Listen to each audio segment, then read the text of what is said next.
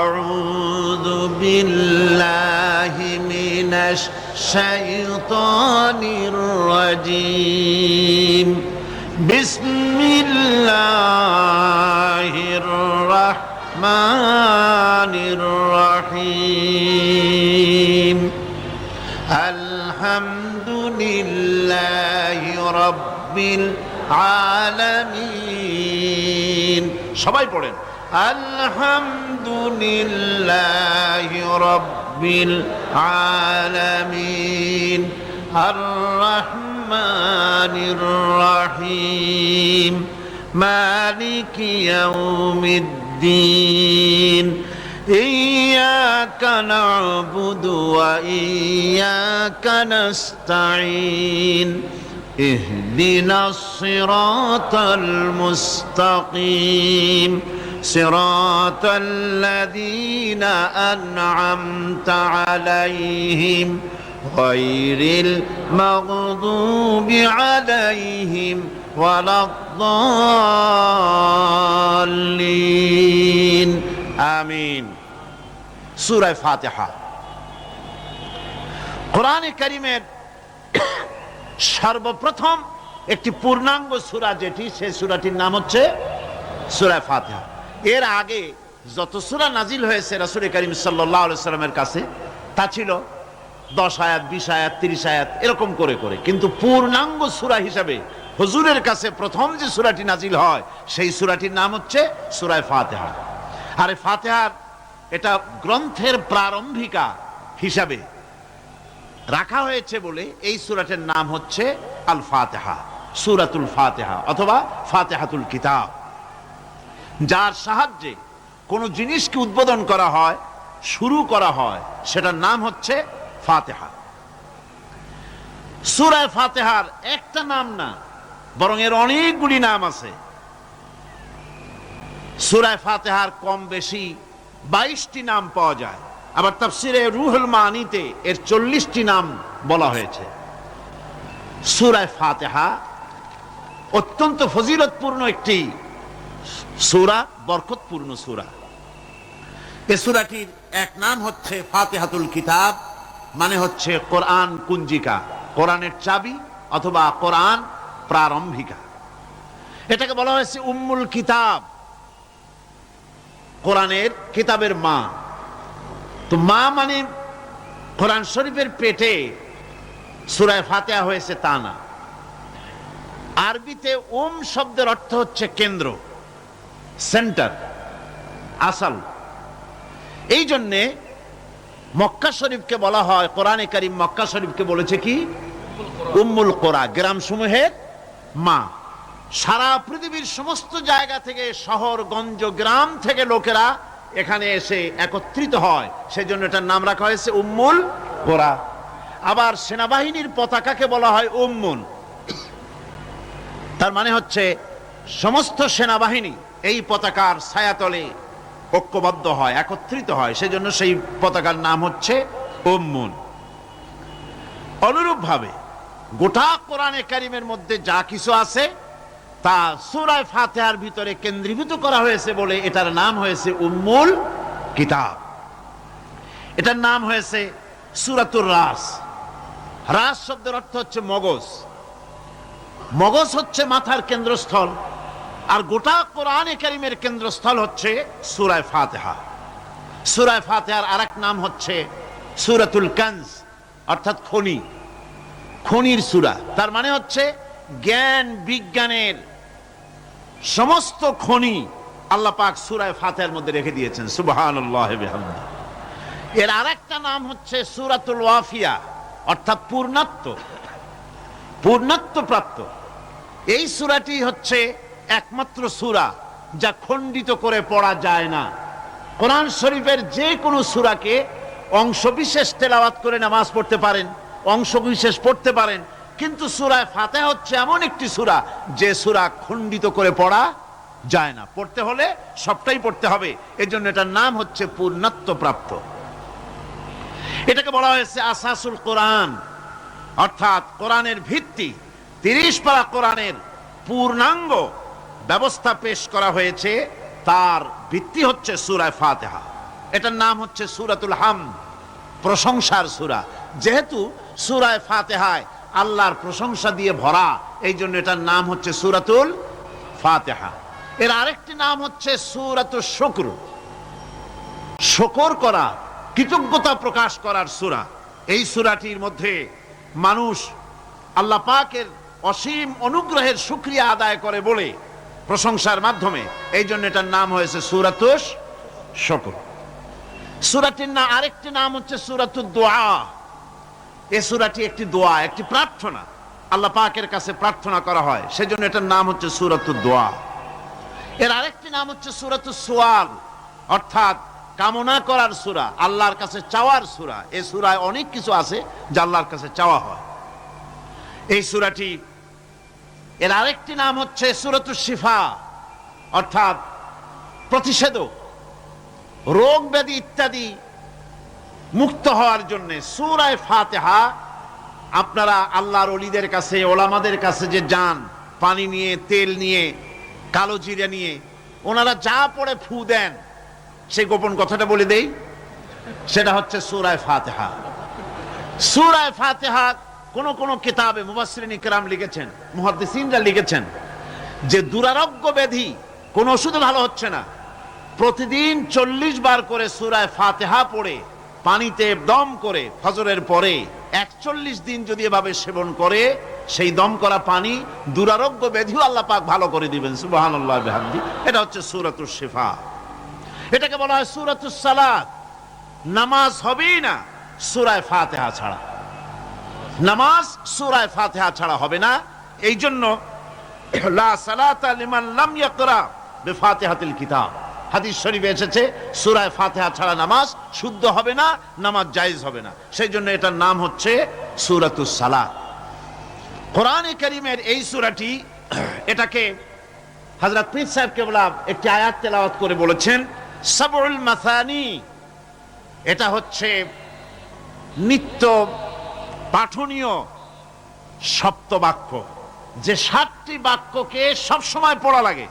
তার মানে হচ্ছে যে ব্যক্তি নামাজ পড়ে 5 ওয়াক্ত, 24 ঘন্টার ভিতরে সূরা ফাতিহা একেবারে কম করেও যদি হয়, তাহলে 40 বার এই সূরা 24 ঘন্টায় নামাজি ব্যক্তিকে পড়তে হয়। এটি হচ্ছে সূরা ফাতিহা। একটি রুকু, 7টি আয়াত। নাজিলের অবতীর্ণ হওয়ার স্থান হচ্ছে মক্কা আল মুকাররমা। রাসূল করিম সাল্লাল্লাহু আলাইহি ওয়াসাল্লামের মক্কি জিন্দেগিতে সূরাটি অবতীর্ণ হয়। শুরু হচ্ছে সূরা ফাতিহা, আলহামদুলিল্লাহি রাব্বিল আলামিন। সূরা ফাতিহা আমি বলি এটি যেন একটি অভিনন্দন পত্র। এটি কি? অভিনন্দন পত্র। বান্দা দিচ্ছে তার রবকে, রবের ভাষায় শেখানো অভিনন্দন পত্র বান্দা তার রবকে প্রকাশ করছেন, দিচ্ছেন। অভিনন্দন পত্রে 3টা জিনিস থাকে, আপনারা লক্ষ্য করে শুনলে বুঝতে পারবেন ইনশাআল্লাহ। একবার ভাবুন যে কত বড় কথা, 30 পারা কোরআনের মধ্যে যা আছে তার সবটা আল্লাহ পাক তার সারাংশ সূরা ফাতিহায় ঢুকাইছেন। তাহলে এটা জিনিসটা কি, এটা বুঝতে হবে, এবং সেই ধরনের অন্তর নিয়ে, মন নিয়ে বসতে হবে আর বুঝতে চেষ্টা করতে হবে। আমি ধীরে ধীরে আপনাদের সামনে পেশ করব ইনশাআল্লাহ, বিইজনিল্লাহ, বিমাশিয়াতিল্লাহ, বিফদলিল্লাহ। সূরা ফাতিহার মধ্যে আমি বলেছি এটা একটি অভিনন্দন পত্রের মতো। কিরকম? অভিনন্দন পত্রে 3টা জিনিস থাকে। কয়টা জিনিস থাকে? 3টা। প্রথমে থাকে প্রশংসা। অভিনন্দন পত্রে প্রথমে কি থাকে? প্রশংসা। 2 নম্বরে থাকে পরিচয়। 3 নম্বরে থাকে দাবি।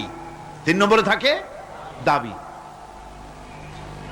প্রথমেই দাবি করা হয় না, এটা ঠিক না। প্রথমেই প্রশংসা। সমস্ত অভিনন্দন পত্র আপনারা দেখবেন, মন্ত্রী আসুক, প্রেসিডেন্ট আসুক, অভিনন্দন পত্র পেশ করা হয়, সুন্দর ভাষায় লেখে, হে সংগ্রামী জননায়ক, গরিবের বন্ধু, জাতির কিছু একটা, এইভাবে করে বহুত প্রশংসা করে তারপরে তার নাম খুঁজে পাওয়াই মুশকিল প্রশংসার ঠেলায়।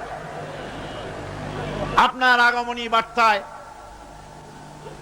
আমাদের এই চট্টগ্রামের আকাশ বাতাস মুখরিত, আবাল বৃদ্ধ বনিতা আনন্দে উদ্বেলিত, কে কি করবে দিশে করতে পারছে না, এরকম প্রশংসা। এই প্রশংসা দিয়ে তারপরে বলে আমরা চট্টগ্রাম কলেজের কর্তৃপক্ষ, আমাদের বেড়া নাই, টিন নাই, চাল নাই, ইট নাই, সিমেন্ট নাই, আমাদের এগুলি দাবি। তাহলে প্রথমে গেল প্রশংসা, 2 নম্বরে পরিচয়, 3 নম্বরে দাবি। মূলত এই ভদ্রতা প্রথমে কেউ বলে না, মন্ত্রী সাহেব চিটাগংয়ে আসছেন তো, আমাদের দাবি না মিটাইয়া ঠ্যাং আস্ত নিয়ে ঢাকা ফিরতে পারবেন না, এরকম বলে নাকি? এরকম বললে কিছুই পাওয়া যাবে না। মূলত এই যে ভদ্রতা, এই শালীনতা, এই শিষ্টাচার শিক্ষা দিয়েছে আল কোরআন। সুবহানাল্লাহ বিহামদিহি। বান্দাকে কিছু চাইতে হবে, আর চাওয়াটা শিখাইছেন কে? আল্লাহ। কে শিখিয়েছেন? বান্দাকে একটা বড় জিনিস চাইতে হবে, একটা বড় জিনিস চাইতে হবে আল্লাহর কাছে।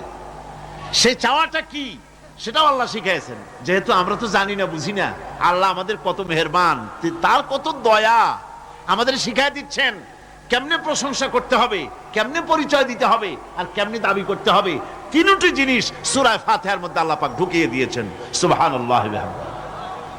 সুতরাং বলা হচ্ছে, আল্লাহ পাক বলছেন আলহামদুলিল্লাহি রাব্বিল আলামিন। সমস্ত প্রশংসা, যাবতীয় প্রশংসা সবকিছু আল্লাহ পাকের জন্য, যিনি রব্বুল আলামিন, যিনি বহু জগতের, অসংখ্য জগতের যিনি পালনেওয়ালা, তার জন্যই সমস্ত প্রশংসা।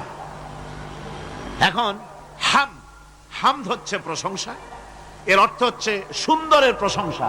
অসুন্দরের কিন্তু কোনো হামদ হয় না, অসুন্দরের হামদ হয় না। হামদ হয় কার? সুন্দরের। সুন্দরের হামদ হয়, প্রশংসা হয়। এই জন্য প্রশংসা করতে হবে আল্লাহ পাকের।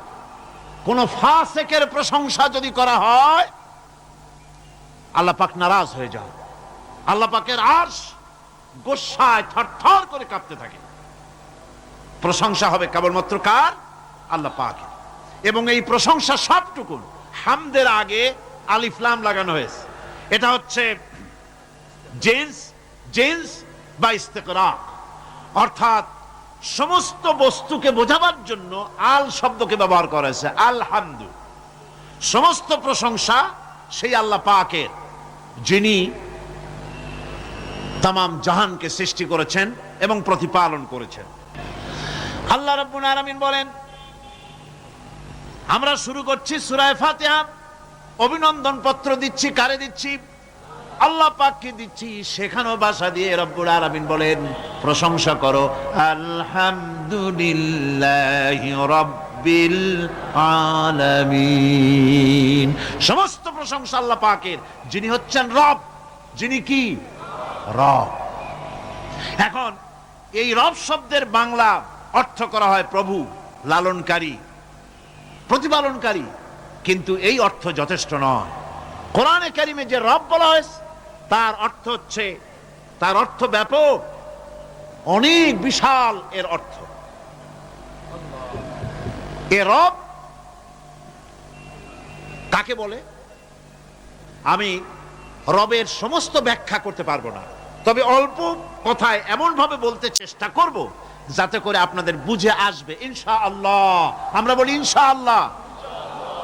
এখন আপনারা যদি আমাকে প্রশ্ন করেন যে অত কথা বুঝি না, এক লাইনে এক বাক্যে বুঝায় দেন রব কাকে বলে, তাহলে আমি কথাটা এইভাবে বলবো, যাহার যখন যে জিনিসের যতটুকুন প্রয়োজন, তাহাকে তখন সেই জিনিস ফরিয়াদ করার আগে যিনি পৌঁছে দেন তার নাম হচ্ছে রব।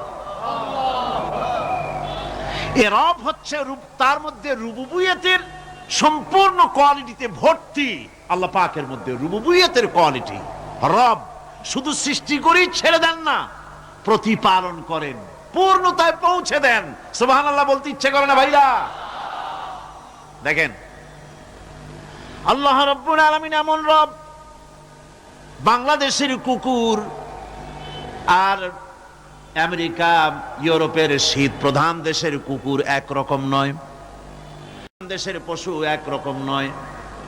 তার কারণ হলো আমাদের দেশে শীত কম, নাতিশীতোষ্ণ অঞ্চলের মধ্যে খানিকটা পড়ে যায়। এখানে পশুদের গায়ে কম পশম থাকলে কোনো অসুবিধা নাই। ভেড়া, ঘোড়া, কুকুর, বন্য প্রাণীকে কেউ তো কম্বল দেয় না, ল্যাপ দেয় না, রাজাই দেয় না, খাতা দেয় না, চাদর দেয় না। আল্লাহ রাব্বুল আলামিন তিনি এমন রব, শীত প্রধান দেশের পশুদের গায়ে পশম দিয়া চিরস্থায়ী কম্বল জড়ায় দিয়েছেন। এর নাম হচ্ছে রব। প্রতিপালনের পদ্ধতি কি সুন্দর করে তিনি প্রতিপালন করছেন, কি সুন্দর করে তিনি পশু পক্ষীগুলিকে তাদের আহার জোগাড় করছেন, প্রতিপালন করছেন। তিনি রব, মানুষকে সৃষ্টি করেছেন, আমাদেরকে সৃষ্টি করেছেন, সব প্রয়োজন মিটাইছেন। সুবহানাল্লাহ ওয়া বিহামদিহি, সকল প্রয়োজন মিটিয়েছেন, একটা জিনিস বাদ রাখেন না। আমি এই জন্য বলি যে কোরআন হচ্ছে বিজ্ঞানের উৎস। কোরআন বিজ্ঞানের কি? বিজ্ঞানের আবিষ্কার যত বাড়বে, বিজ্ঞান চিরটা কাল কোরআনের কাছে ভিক্ষার হাত দিয়ে এতিমের মতো দাঁড়ায় থাকবে কিয়ামত পর্যন্ত। আজ পৃথিবীর বিজ্ঞানীরা বলছেন জগৎ সম্পর্কে, আমরা মনে করছি পৃথিবীটাকে, আমাদের কাছে জগৎ দুইটা। কয়টা জগৎ? একটা জগৎ হলো এইটা, ইহ জগৎ আর পরজগৎ, এছাড়া আর কিছু জানি না। এই দুইটাই জগৎ আমাদের কাছে। এখন দেখেন বিজ্ঞানীরা কি বলছে। বিজ্ঞানীরা বলছেন সৌরজগতে শুধু আমাদের সৌরজগৎটাই শেষ না, অসংখ্য সৌরজগৎ আছে মহাশূন্যে, অসংখ্য সৌরজগৎ। পৃথিবীর প্রতি 4 বিলিয়ন মানুষ যদি এক একটা সৌরজগৎ দখল করে, তাতেও সৌরজগৎ শেষ হবে না। আরো সহস্র সহস্র বিলিয়ন বিলিয়ন সৌরজগৎ আরো ফাঁকা পড়ে থাকবে। এত সৌরজগৎ আল্লাহ সৃষ্টি করেছেন। এই মহাশূন্যে বহুমাত্রিক জগতের কথা আল্লাহ পাক এখানে বলেছেন। এই পৃথিবী একটা জগৎ, এই মাটির তলে আছে আর এক জগৎ, সমুদ্রের ভিতরে আছে পানির তলার আর এক জগৎ। আর মহাশূন্য যে কি তা আপনার মাথায় শূন্য হয়ে যাবে চিন্তা করতে করতে। এই জন্য বিজ্ঞানীরা, বড় বড় বিজ্ঞানী, এরা কিন্তু নাস্তিক হয় না। বর্তমান বিজ্ঞানীরা চিন্তা করে গবেষণা করে খেই হারিয়ে ফেলছে মহাশূন্যকে দেখে। যেখানে আছে গ্যালাক্সি, যেখানে আছে মিল্কি ওয়ে, যেখানে রয়েছে অসংখ্য তারকা, এই পৃথিবীটা মহাশূন্য আল্লাহ যেভাবে তৈরি করেছেন, সেই তুলনায় এই পৃথিবী একটা মার্বেলের চাইতে খুব বেশি একটা বড় কিছু হয় বলে মনে হয় না। পৃথিবী যদি হয় একটা মার্বেলের মতো, তাহলে আমরা যে মানুষ, আমাদের অস্তিত্ব কোথায় চিন্তা করেন। এবার মহাশূন্যে চলেন, মহাশূন্য সে কি বিশাল মহাশূন্য। একটা তারকা থেকে আর একটা তারকায় যদি যেতে হয়, তাহলে সহস্র সহস্র বিলিয়ন বছরের দরকার হবে।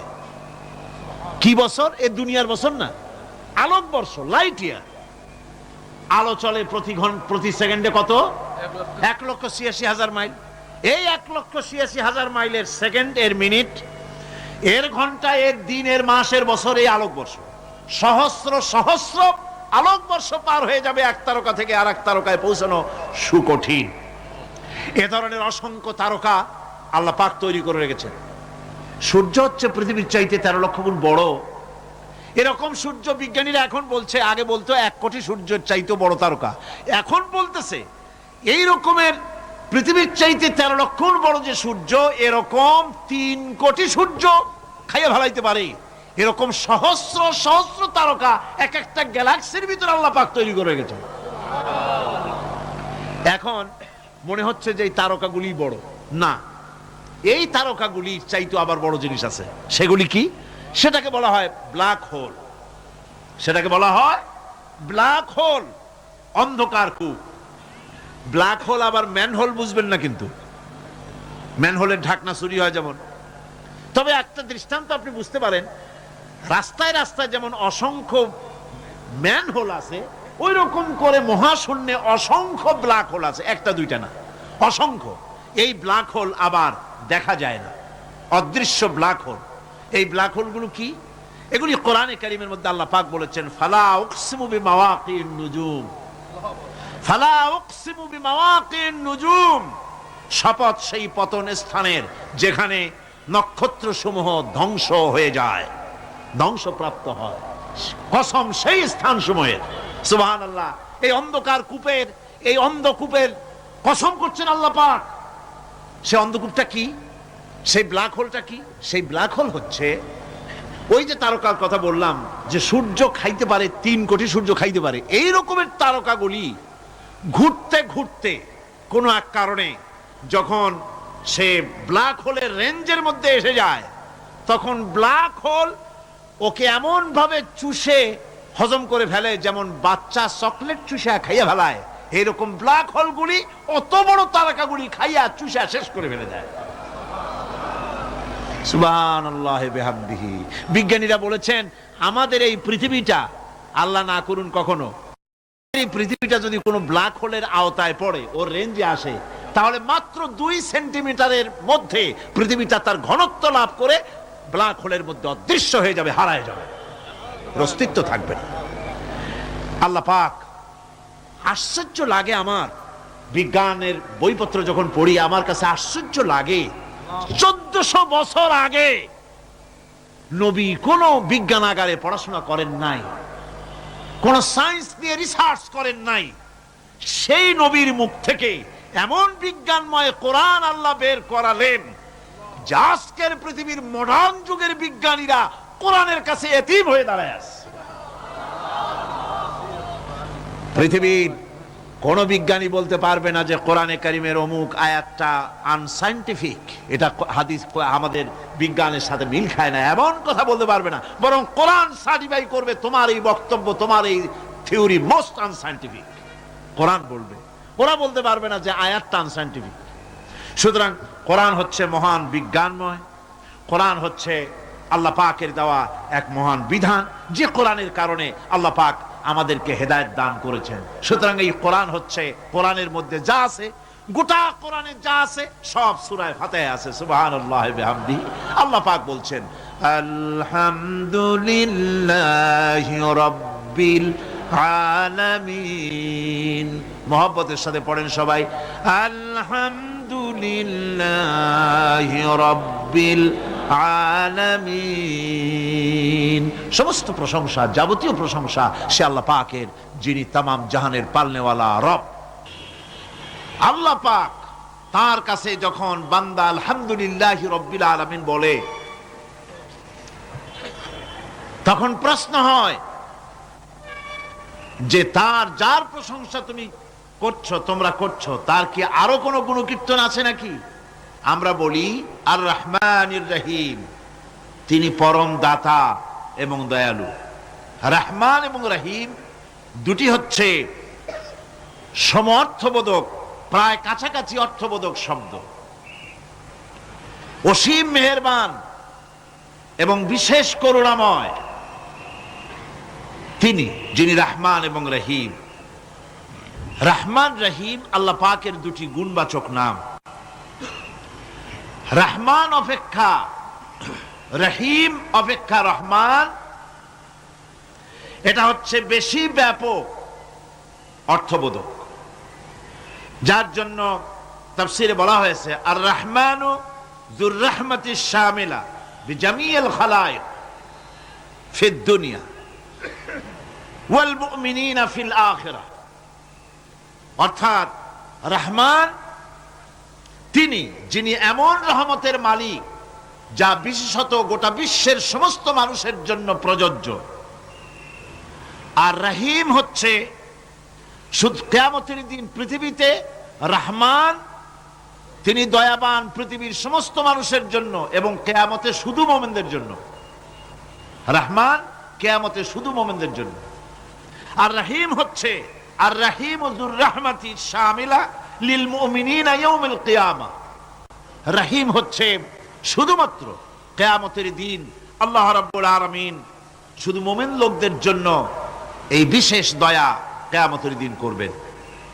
এখন রহমান হচ্ছেন পৃথিবীর সমস্ত মানুষের জন্য, সমস্ত প্রাণীর জন্য, তার দান থেকে কেউ বঞ্চিত থাকবে না, সকলের জন্য তার দানের দরজা অবারিত, উন্মুক্ত। এই পৃথিবীর বুকে আমরা দেখতে পাই মানুষ তার বন্ধুদেরকেই দেয়, শুধু সরকার হোক আর সাধারণ মানুষ হোক, আপনজনদেরকে নিজের দলকেই বেশি দেয়। কথা ঠিক কিনা? নিজের দলের প্রতি, আত্মীয় স্বজনের প্রতি স্বজন প্রিয়তা মানুষের শরীরের ভিতরে রোগ হিসাবে কাজ করে, আর এভাবে করে নিজের দল আর আত্মীয় স্বজনকে বেশি করে সুযোগ সুবিধা দেয়। শত্রুকে কেউ দেয় না, শত্রুকে কেউ ডেকে ডেকে কোনো জিনিস দিতে চায় না বা দেয় না। আল্লাহ রাব্বুল আলামিন এমন রহমান, এমন দয়াবান, এমন মেহেরবান, যারা তার ইবাদত করে, যারা তাকে স্বীকার করে, আল্লাহ বলে তাকে যারা সেজদা দেয়, আল্লাহ পাক তাদেরকেও দেন। আর যারা আল্লাহকে অস্বীকার করে, আল্লাহ রাব্বুল আলামিনকে মানে না, তার গুণাবলী কি স্বীকার করে না, তার অস্তিত্ব স্বীকার করে না, তারপরেও আল্লাহ রাব্বুল আলামিন কোন নাফরমান বান্দাকেও রহমত থেকে বঞ্চিত করেন না। সে যেই হোক, বেনামাজি হোক, মুরতাদ হোক, নাস্তিক হোক, তারপরে আল্লাহর অনুগ্রহ থেকে সে বঞ্চিত থাকে না। কথা ঠিক কিনা? বরং এটাই আমরা দেখি, নামাজি, দিনদার, পরেজগার মানুষ তার বরং কম থাকে, সে বরং কম পায়। বাড়ি নাই, ঘর নাই, কলকারখানা নাই, আর নামাজ রোজা করে না, হজ যাকাত করে না, আল্লাহর সাথে বিরোধিতা করে, আল্লাহরে মানেই না, বলে দেয়ার ইজ নো গড, স্রষ্টা বলতে কেউ নাই। এই ড্রিঙ্ক অ্যান্ড বি মেরি, এই হচ্ছে তাদের থিওরি, তাদের দর্শন, তাদের ফিলসফি। এই জাতীয় লোকগুলি বরং দেখা যায় তারা ক্ষমতা পায়, বাড়ি হয়, গাড়ি হয়, কল হয়, কারখানা হয়, সম্মান পায়। এটা কেন? এর কারণ হচ্ছে আল্লাহ রাব্বুল আলামিন এই পৃথিবীর কোনো মূল্য দেন না। এই পৃথিবীর মূল্য যদি আল্লাহ পাকের কাছে একটা মশার দানার তুল্য যদি হতো, আল্লাহ পাক বিদ্রোহীদেরকে, কাফেরদেরকে এক ঢোক পানি আল্লাহ পাক গিলতে দিতেন না। এবার চিন্তা করেন, আল্লাহর ব্যাপারে যে দৃষ্টান্তটা দেওয়া হয়েছে, দৃষ্টান্তটা কত গুরুত্বপূর্ণ। মশার দানার তুল্য, মশার দানার তুল্য এই পৃথিবীর দাম নাই আল্লাহর কাছে। আপনাকে যদি কেউ 10 লক্ষ মশার দানা বহু কষ্ট করে জোগাড় করিয়া যদি কেউ দেয়, তাহলে আপনি কয় টাকা দিয়ে কিনবেন? 4 পয়সা দিয়েও একজনে বলছে 4 পয়সাও দিবে না। তাহলে বোঝেন এর কোনো মূল্য নাই। একটা মশার দানার তুল্য মূল্য আল্লাহ পাক এই পৃথিবীর দেন না, যার কারণে অবারিত উন্মুক্ত হস্তে আল্লাহ পাক সমস্ত মানুষের জন্য, প্রাণী জগতের জন্য তিনি করুণা করেছেন সকলকে। এই করুণাময় রহমান আল্লাহ পাক, তিনি গুনাহগারদেরকে, যারা আল্লাহ পাকের ফরমাবরদারি করতেছে, তাদেরকে সকলকে আল্লাহ পাক সমানভাবে তার জিনিসগুলিকে তিনি দিয়ে দিচ্ছেন। এটা হচ্ছে রহমান। আর রহিম হচ্ছে, হাদিস শরীফে বলা হয়েছে, আর রহমানু রহমানুদ দুনিয়া ওয়াল আখিরা, আর রহিম রহিমুল আখিরা। মোমেন রহমান তো শুধু আল্লাহ পাক দুনিয়া এবং আখিরাতের জন্য, আর রহিম শুধুমাত্র আখিরাতের জন্য। আবার কোন কোন আয়াতে বলা হয়েছে যে আল্লাহ পাক দুনিয়ার মানুষের জন্য রহিম। একটি আয়াতে ভাবে বলা হয়েছে, হুয়াল্লাযী ইউসাল্লি আলাইকুম ওয়া মালাইকাতুহু লিয়ুখরিজাকুম মিনাজ যুলুমাতি ইলান নূর ওয়া কানা বিল মুমিনিনা রহিমা। সে আল্লাহই তোমাদের প্রতি রহম করেছেন, রহমত নাজিল করেছেন, এবং তার ফেরেশতাগণ এই উদ্দেশ্যে যে তোমাদেরকে তিনি অন্ধকার থেকে আলোর দিকে বের করে নিয়ে আসবেন। আর তিনি হচ্ছেন মুমিনদের জন্য রহিম, অত্যন্ত দয়াবান। আরবি ভাষায় আর রহমান অন্তর্জগতের এমন একটি নম্র উচ্ছ্বাসিত অবস্থার প্রতি ইঙ্গিত করে, যার ফলে তার স্বতঃস্ফূর্তভাবে নিজের থেকেই মহানুভবতা এবং প্রীতি ও মহব্বতের ইচ্ছার বহির্প্রকাশ ঘটে। তাই রহমতের মধ্যে আছে স্নেহ, আছে প্রীতি, আছে অনুগ্রহ। আল্লাহ পাকের রহমতটা কি জিনিস? সেটা হচ্ছে রাহমাতি ওয়াসিআত কুল্লা শাই, আমার রহমত দিয়ে সমস্ত জিনিসকে ঢেকে রাখা হয়েছে। প্রত্যেকটি জিনিসের ভিতরে আল্লাহ পাকের রহমত রয়েছে। রহমত ছাড়া এই পৃথিবীতে মানুষের চলার কোনো পথ নাই। সমস্ত ব্যাপারই আল্লাহ পাকের রহমত আর রহমত। আমরা যখন বললাম আর রহমানির রহিম, বলেন সবাই আর রহমানির রহিম। আবার প্রশ্ন হয়, বান্দা বুঝলাম, আরো কোনো কোয়ালিটি, আরো কোনো বৈশিষ্ট্য তার আছে নাকি? আমরা বলি মালিকি ইয়াউমিদ্দিন, তিনি হচ্ছেন বিচার দিনের মালিক, শেষ বিচারের মালিক তিনি। একদিকে এটাকে ব্যালেন্স করা হয়েছে, একদিকে অফুরন্ত রহমত, যার কোনো কুল নাই, কিনারা নাই। এখন আদল দরকার। এখন কি দরকার? আদল, ইনসাফ দরকার। আল্লাহ পাক একদিকে অফুরন্ত রহমত আর নিয়ামত দিয়ে পৃথিবীকে ছেয়ে রেখেছেন, অপর দিকে বলেছেন আমি হচ্ছি বিচার দিনের মালিক, সেদিন আমি বিচার করব। সেই বিচারের ভিতরে কোনো পক্ষপাতিত্ব থাকবে না, হবে না। সেখানে তিনি হবেন হাকামুল হাকিমিন, ওইটা হবে সুপ্রিম কোর্টের সুপ্রিম কোর্ট। সেই পরকালে, সেই কিয়ামতের মাঠে আপনাকে আমাকে সকলকে উপস্থিত হতে হবে, নাকি হবে না? সবাইকে উঠতে হবে। এই দিন শব্দটি কোরআনে কারিমে বহু জায়গায় বলা হয়েছে এবং বিভিন্ন অর্থে ব্যবহার করা হয়েছে। যেমন দিন শব্দের অর্থ প্রভাব, প্রতিপত্তি, আধিপত্য, ইতাআত, বন্দিগি, দাসত্ব, আনুগত্য, নীতি, পথ, পন্থা, হিসাব, ফায়সালা, প্রতিদান, প্রতিফল। এরকম অনেক অর্থ, অনেক অর্থে দিন শব্দ কোরআনে কারিমের মধ্যে ব্যবহৃত হয়েছে। কিন্তু এখানে মালিক ইয়াউমিদ্দিন, এই দিন এখানে ব্যবহার করা হয়েছে প্রতিফল অর্থে। প্রতিফলের দিন, যেদিন প্রতিফল দেওয়া হবে, তিনি হচ্ছেন সেই দিবসের অধিপতি, সেই দিবসের মালিক।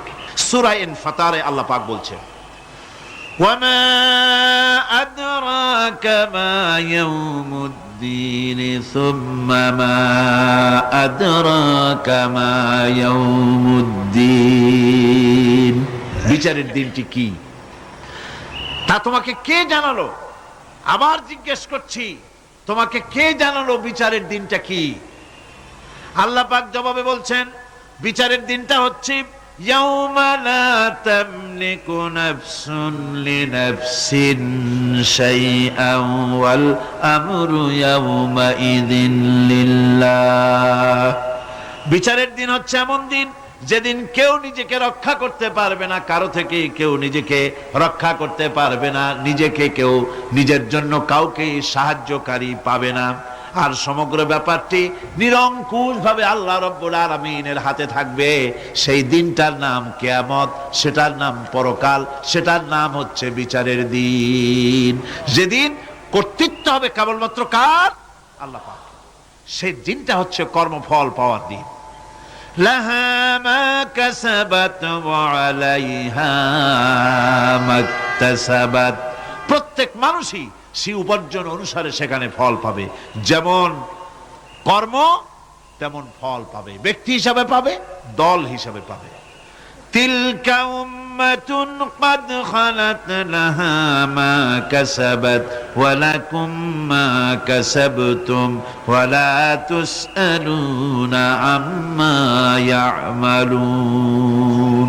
প্রত্যেক মানুষই তার উপার্জন অনুসারে ফল পাবে। যা সে পাবে তা নিজের উপার্জন ছাড়া আর কিছুই না, আর যে ফল পাবে সেটাও তার উপার্জন। সুতরাং কিয়ামতের দিন আল্লাহ মানুষের উপরে কোনো জুলম করবেন না, অত্যাচার করবেন না। আল্লাহ পাক তো তার বান্দার জন্য জুলুমকারী নন, ঠিক কিনা? আল্লাহ পাক বলছেন মান আমিলা সালিহান ফালিনাফসিহি ওয়া মান আসাআ ফাআলাইহা ওয়া মা রাব্বুকা বিযাল্লামিল লিল আবিদ। যে ব্যক্তি পুণ্য কাজ করলো সে নিজের কাজে, নিজের স্বার্থেই তা করলো। আমরা যে নামাজ পড়ি এটা কি আল্লাহর স্বার্থ? কথা কন, আল্লাহর স্বার্থ? সারা পৃথিবীর সমস্ত মানুষ যদি আল্লাহরে সেজদা দেয়, আল্লাহর ক্ষমতা আরো কিছু কালের জন্য বাড়বে নাকি? সমস্ত মানুষ যদি আল্লাহকে অস্বীকার করে, বিদ্রোহী ঘোষণা করে, বিদ্রোহ ঘোষণা করে, তাতে কি আল্লাহর ক্ষমতা শেষ হয়ে যাবে? নাউযুবিল্লাহি মিন যালিক। যেমন ছিলেন তেমনই থাকবেন। সুতরাং আমরা যা করি, আমরা নামাজ পড়ি নিজেদের জন্য, আল্লাহকে খুশি করার জন্য, কিন্তু কল্যাণটা আমার। কল্যাণটা কার? আমার। রোজা, হজ, যাকাত, তেলাওয়াত যা করি সব আল্লাহকে খুশি করার জন্য, কিন্তু স্বার্থ পুরাটাই আমার। আমার কল্যাণের জন্যই আমি করি। এবং আল্লাহ হচ্ছেন তিনি তোমাদের রব। ওমা রাব্বুকা বিযাল্লামিল লিল আবিদ। তোমাদের রব হচ্ছেন তিনি, যিনি বান্দাদের উপরে কখনো অত্যাচার করেন না, জুলম করেন না, মেহেরবানি দিয়ে যিনি ছেয়ে রাখেন, তিনি হচ্ছেন আল্লাহ পাক। সুতরাং সেই কিয়ামতের মাঠে আল্লাহ পাকের দরবারে আমাদের সকলকেই উঠতে হবে। আল্লাহ পাকের দরবারে আমাদের সামনে, আল্লাহ পাকের সামনে দাঁড়াতে হবে। সেদিন আমাদেরকে কেউ বাঁচাতে পারবে না। সেদিন আল্লাহ পাক এর দরবারে যেন আমরা আসামি না হই, সেজন্য এই পৃথিবীতে কোরআন অনুযায়ী আমাদের জীবন গড়তে হবে, সুন্নাহ অনুযায়ী জীবন গড়তে হবে। তাহলে পরকালে আল্লাহ পাকের কাছে নাজাত পাওয়া যাবে। বড় কঠিন জায়গা, বড়ই কঠিন জায়গা। এবার প্রশ্ন হচ্ছে, তোমরা যারা আমার প্রশংসা করলে, তোমরা কারা? জবাবে আমরা বলছি, ইয়্যাকা না'বুদু ওয়া ইয়্যাকা নাস্তাঈন। আয় আমার রব, আমরা হচ্ছি তোমার বান্দা, একমাত্র তোমারই গোলামি করি, একমাত্র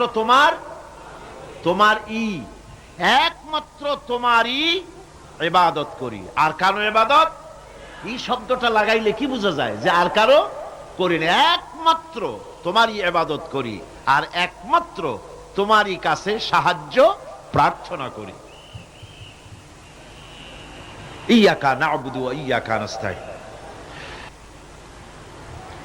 আল্লাহ রাব্বুল আলামিন আমাদেরকে সৃষ্টি করেছেন আসলে এইটার জন্য। সৃষ্টি করেছেন কিসের জন্য? কোরআনে কারীমের মধ্যে আল্লাহ রাব্বুল আলামিন বলেন, ওয়ামা খালাকতুল জিন্না ওয়াল ইনসা ইল্লা লিয়াবুদুন। আমি মানুষ এবং জিনকে সৃষ্টি করেছি শুধুমাত্র আমার ইবাদতের জন্য, আমার গোলামির জন্য, আমার আনুগত্যের জন্য। এই ইবাদত একটি ব্যাপক অর্থবোধক শব্দ। আমরা যদি ইবাদতটা নাই বুঝি, তা আমাদের মানব জন্ম হবে বৃথা। ইবাদত হচ্ছে আল্লাহর পছন্দনীয় জিনিসগুলি আমল করে তার সন্তুষ্টি অর্জন করার জন্য প্রচেষ্টা চালানো জীবনের সকল ক্ষেত্রে।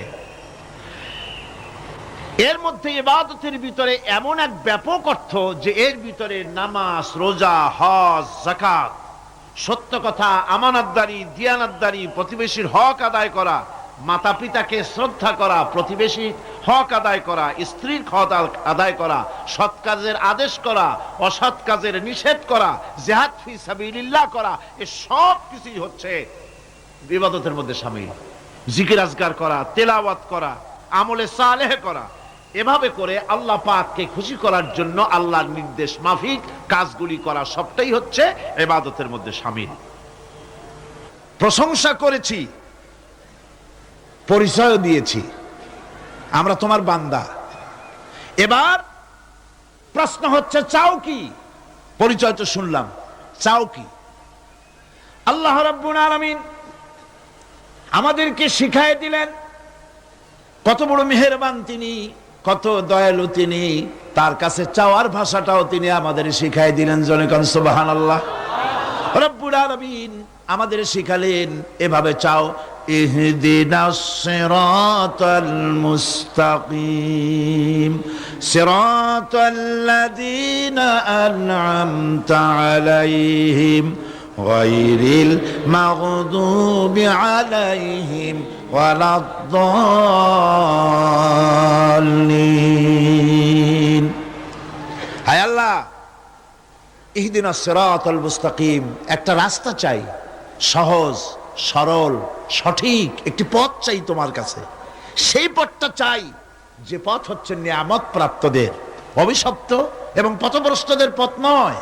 যে পথ নিয়ামত প্রাপ্তদের, ওই ধরনের একটা পথ আমরা চাই। পথ দেখাবার মালিককে কোরআনে কারীম বলছে, আল্লাহ রাব্বুল আলামিন বলেন, ওয়া আলাল্লাহি কাসদুস সাবিলি ওয়া মিনহা জাইরুন ওয়ালাউ শাআ লাহাদাকুম আজমাইন। ওয়া আলাল্লাহি কাসদুস সাবিল, সোজা রাস্তা বলে দেওয়ার দায়িত্ব আমি আল্লাহর। সোজা রাস্তা বলে দেওয়ার দায়িত্ব কার? তিনি বলছেন বলার দায়িত্ব আমার, সোজা রাস্তাটা আমি বলে দেব। আল্লাহ রাব্বুল আলামিনের কাছে বান্দা যখন রাস্তার দাবি করলো, সোজা পথ চাই, সহজ পথ একটা তোমার কাছে চাই, রব্বুল আলামিন সূরা ফাতিহার 7টা আয়াতের এই অভিনন্দন পত্রের জবাবে 30 পারা কোরআন শরীফ আল্লাহ পাক বান্দারে দান করে দিলেন। জবাবে বলে দিলেন, ওয়া আনিবুদুনি হাযা সিরাতুম মুস্তাকিম। সোজা রাস্তাটা হলো আমার আনুগত্য, আমার গোলামি, আমার দাসত্ব, এটাই হলো সোজা রাস্তা। এই সোজা রাস্তাটা আমি বলবো।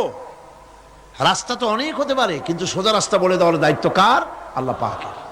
দেখেন এই যে বিশাল মাহফিল, এই মাহফিলে যত লোক আসছে, সব লোক কি একমতের, এক চিন্তার, এক আদর্শের? না। এই কয়েক লক্ষ জনতার ভেতরে হাজারো মতের লোক আছে, হাজারো চিন্তার লোক আছে, হাজারো আদর্শের লোক আছে। সব আদর্শ, সব চিন্তা, সব কি ঠিক? সবটাই কি নির্ভুল? না, সঠিক নির্ভুল একটা। কয়টা হয়? একটাই হয় মাত্র। এই জন্য আমি দৃষ্টান্ত দিতে গিয়ে বলি, অঙ্ক পরীক্ষা যেদিন হয়, ছেলেরা অঙ্ক পরীক্ষা যেদিন দেয়, সেই অঙ্ক পরীক্ষা দিতে গিয়ে অঙ্ক যারা ভুল করে তাদের ফলাফল কয় রকম হয় বলেন? হ্যাঁ, অনেক রকম হয়। আর যাদের অঙ্ক যাদের ঠিক হয় তাদের ফলাফল কয় রকম? একরকম। তার অর্থ কি? তার অর্থ হলো ভুলের পথ অনেক, আর হকের পথ, বাতিলের পথ অনেক, ভুলের পথ অনেক, সঠিক এবং হক যেটা তার পথ হচ্ছে মাত্র একটা। এই জন্য আল্লাহ রাব্বুল আলামিন তিনি সোজা রাস্তা বলে দেওয়ার দায়িত্বটা নিয়েছেন। কোরআন বলছে প্রত্যেকটি সৃষ্টির শুরু হতে শেষ পর্যন্ত 4টা স্তর পার হতে হয়। তার সর্বশেষ স্তর হলো হেদায়াত। 4টে স্তর পার হওয়ার সর্বশেষ স্তর হচ্ছে হেদায়াত। আল্লাযী খালাকা ফাসাওয়া ওয়াল্লাযী কদ্দারা ফাহাদা।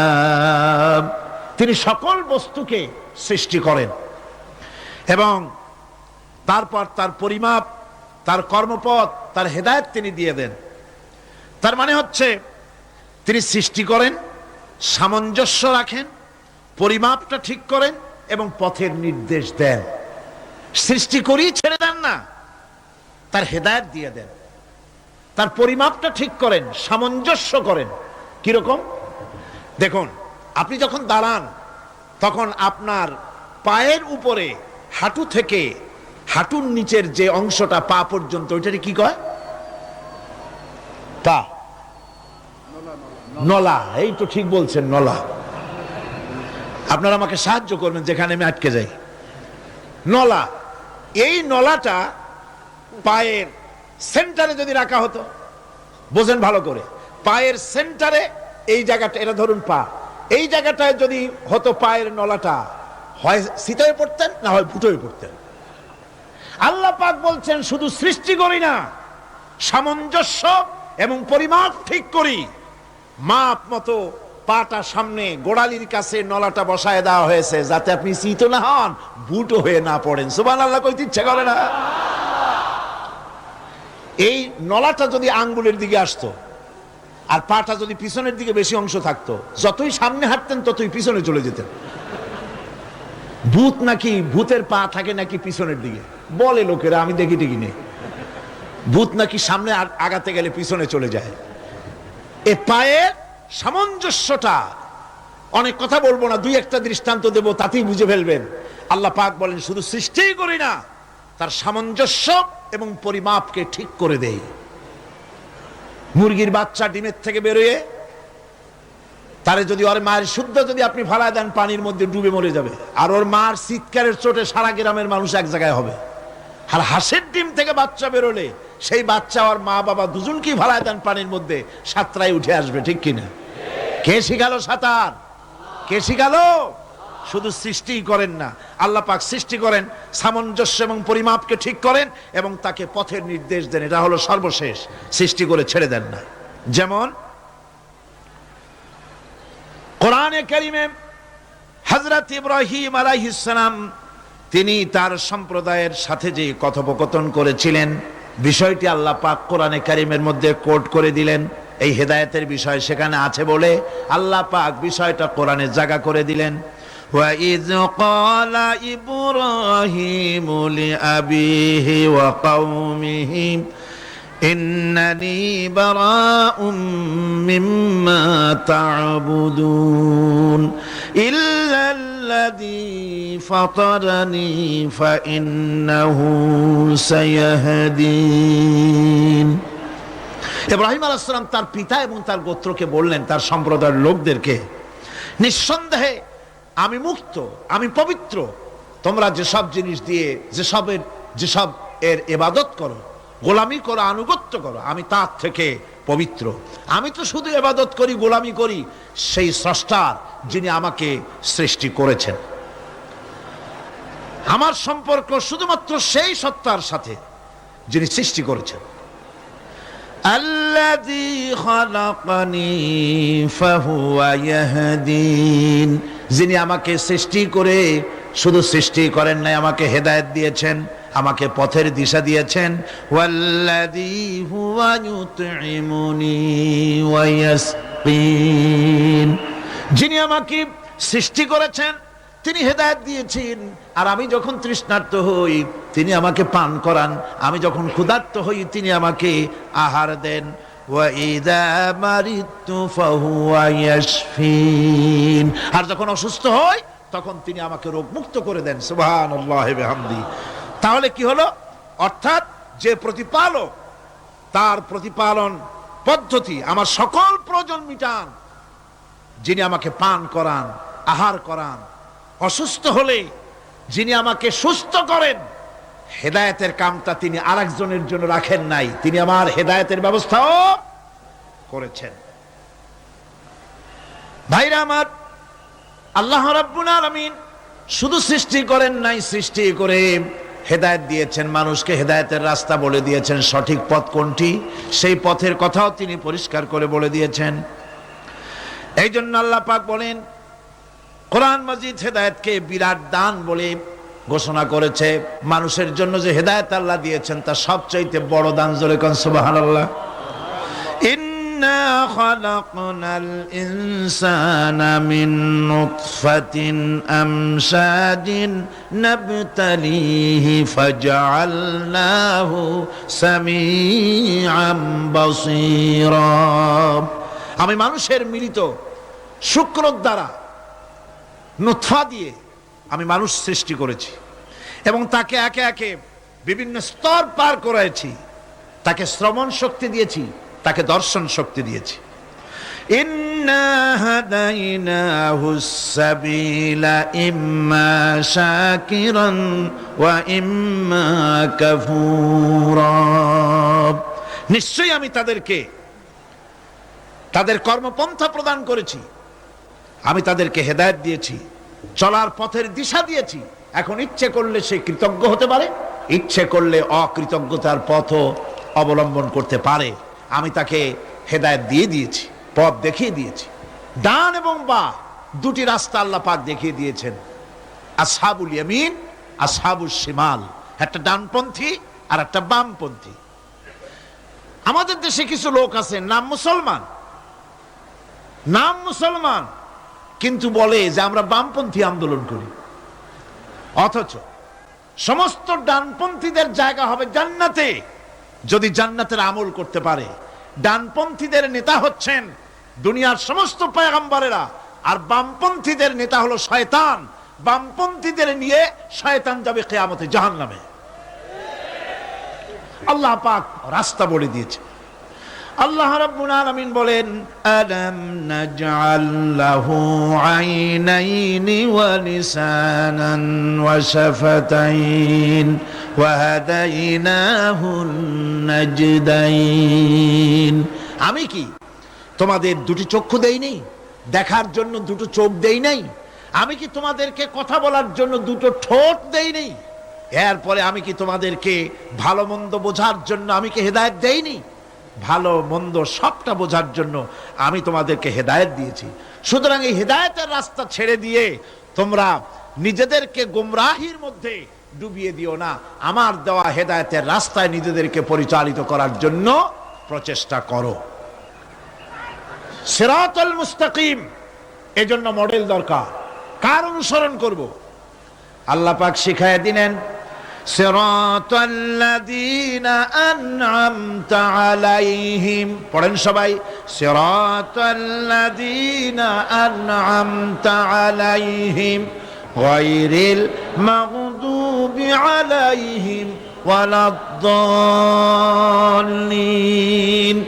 আয় আল্লাহ, অনুগ্রহপ্রাপ্ত দল, সেই রাস্তা অনুগ্রহপ্রাপ্তদের রাস্তা চাই। তোমার মনোনীত ব্যক্তি অনুগ্রহপ্রাপ্ত যারা, তাদের পথ অনুসরণ করতে চায়। এই অনুগ্রহপ্রাপ্ত দল কারা, সে কথা কোরআন শরীফে বলা হয়েছে। আল্লাহ রাব্বুল আলামিন বলেন, ওয়া মান ইউতি'িল্লাহা ওয়ার রাসূল ফাউলাইকা মা'আল্লাযীনা আন'আমাল্লাহু আলাইহিম মিনান নাবিয়্যিনা ওয়াস-সিদ্দীকিন والشهداء والصالحين وحسن أولئك رفيقا। আর যে ব্যক্তি আল্লাহ এবং রাসূলের আনুগত্য স্বীকার করলো, নিঃসন্দেহে অনুগ্রহপ্রাপ্তদের সঙ্গী হলো। সেই অনুগ্রহপ্রাপ্ত কারা? নবীয়িন। 4 শ্রেণীর লোক। কয় শ্রেণী? বলেন সবাই, কয় শ্রেণী? নবীয়িন, সিদ্দিকিন, শুহাদা, সালিহিন। এই 4 শ্রেণীর লোক হচ্ছে আল্লাহ পাকের অনুগ্রহপ্রাপ্ত লোক। কোন আলহামদুলিল্লাহ। এরাই হলো অনুগ্রহপ্রাপ্ত দল। এখন নবী কারা? নবী হচ্ছেন যারা নাকি আল্লাহ পাকের কাছ থেকে ওহী প্রাপ্ত হয়েছেন, নিখিল মানুষের চিরন্তন শান্তি এবং কল্যাণের জন্য আল্লাহ পাকের নিকট থেকে সত্যের বিধান লাভ করেছেন। তারাই হচ্ছেন নবী, যারা আল্লাহ পাকের কাছ থেকে ওহী প্রাপ্ত হয়েছেন। আর নবীরা হচ্ছেন মাসুম, নবীরা হচ্ছে বেগুনাহ। নবীদের কোনো ভুল নাই, নবীদের কোনো গুনাহ নাই। কোন সুবহানাল্লাহ। এই পৃথিবীর মধ্যে সুপার কোয়ালিটির মানুষ, সর্বশ্রেষ্ঠ মানুষ কারা? নবীরা। সর্বশ্রেষ্ঠ মানুষ কারা? এখানে আবার এক শ্রেণীর লোকেরা বলে যে নবীরে মানুষ কওয়া যাবে না। আছেন এমন লোক, নবীরে মানুষ কওয়া যাবে না। কেন? কয় না নবীর সম্মান কত। আচ্ছা, নবীরে মানুষ বলবো না তো বলবোটা কি? নবীরা কি ফেরেশতা? যদি ফেরেশতা বলি তাহলে কি নবীদের মর্যাদা বাড়ানো হলো? বলেন আপনারা, বাড়ানো হলো? তাহলে নবীদের কি বলবো? তারা কি জেন? যদি জেন বলি তাহলে তাতে কি মর্যাদা বাড়বে? সবচাইতে মর্যাদা বেশি কার? মানুষের। সুতরাং এক শ্রেণীর লোকেরা খামোখাই আলেম নামধারী লোক, অথচ নবীকে মানুষ বলতে রাজি না। কোরআনে কারীম সাফ করে আল্লাহ পাক পরিষ্কার করে বলেছেন, কুল ইন্নামা আনা বাশারুম মিসলুকুম ইউহা ইলাইয়া আন্নামা ইলাহুকুম ইলাহু ওয়াহিদ। নবী বলুন, আমি তোমাদের মতো মানুষ, আমার উপরে ওহী আসে। ইন্নামা আনা বাশারুম মিসলুকুম, তোমাদের মতো মানুষ। একটু ভালো করে বিষয়টা বোঝেন। আরো বলেছি আমি, আজকে আবার স্মরণ করায় দেই। আল্লাহ শিখাই দিচ্ছেন, বলুন আমি তোমাদের মতো মানুষ, ফেরেশতা নই, জিন নই, আমার কাছে ওহী আসে। পার্থক্য এখানে।